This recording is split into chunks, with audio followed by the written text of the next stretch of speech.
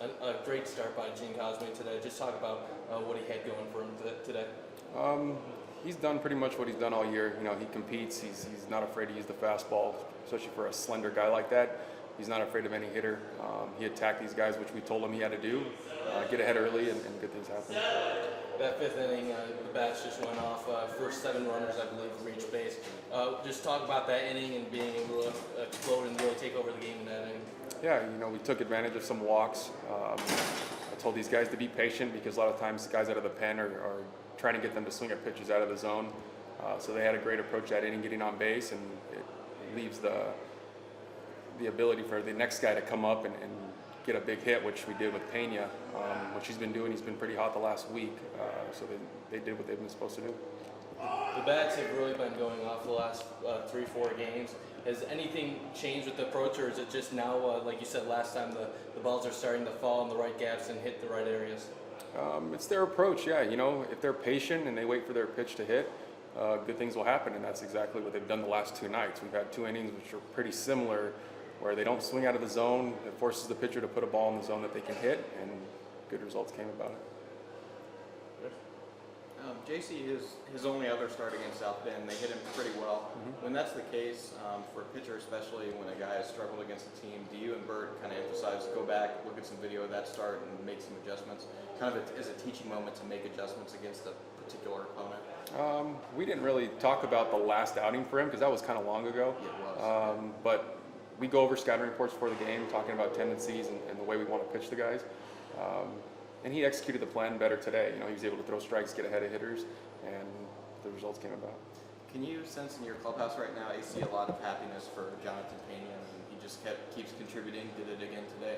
Yeah, of course. You know, we were in Lansing. It started with the big hit that he gave us, and he's been doing it consistently. He's a raw player that goes up there and not much emotion. You know, he's a strong kid, very talented, that can do some things, and he's able to get the big hit right now when he needs it. Has his approach changed at all, or is he maybe finding some better luck at the plate? Now he's just working his butt off. You know, that's what happens. You stick with the process, you get in the cage, you work every single day, and good things happen, and that's what's happening there. What is his ceiling as a player, do you think? It's still early. I don't know. You know, he's a young kid that is still really raw. You know, the game is he's still learning every single day in certain aspects that other guys are more advanced in. But you write it out, he's learning every single day, just like he's learning English every single day. You see he gets better in that, and hopefully it changes and we start to see a different player later on. Is that important for a prospect from the Dominican, from a foreign country, to learn English if they don't already know it as soon as possible? Absolutely. You know, just the communication, understanding what we're talking about, understanding an approach and what that means and everything like that. Understand what the game is trying to get you to do. So yeah, definitely it's a barrier that they face every single day, but they take English class 2-3 times a week, trying to enhance those skills, and it's starting to pay off. And Nathan Forrest today, 6 up, 6 down in his debut here, and what were your impressions? I had Nate last year, definitely kind of a funky lefty that gives trouble to hitters. A different angle, different view for them. So seeing him for the first time, I'm sure that was pretty tough. But he did what he did last year for us. You know, he comes in throwing strikes, has a funky delivery, with a good curveball, and he did well too. Yeah, your team, you guys briefly kind of fell back to 500, and now you've really responded here in the last week. Does that tell you something about your group, that they've responded to a little bit of a tough time here and are getting back on the right track?